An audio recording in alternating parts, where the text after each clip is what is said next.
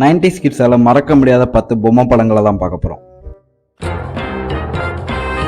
10வது இடத்துல டக்கேஷி கேஸ்டில். போகல வர இந்த ஜாப்பனீஸ் ஷோல வின் பண்றதுக்கு அவங்க படுற பாட பார்க்கும்போதே காமெடியா இருக்கும். 9வது இடத்துல பாப்பாய். இவன் ஒரு கண்ணை வச்சுட்டு கீரையை சாப்பிட்டு ஓங்கி அடிச்சா 1.5 டன் வெயிட்.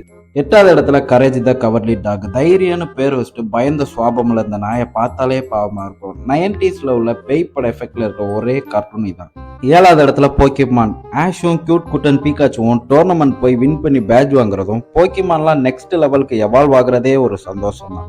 6வது இடத்துல பென்டென். பொற்காட்சிக்கு போய் ஆம்னிட்ரிக்ஸ் மாதிரி வாட்ச் வேணும்னு கேட்டு அம்மாட்ட அடம் பிடிச்சி அடி வாங்கினவங்க கமெண்ட் பண்ணுங்க.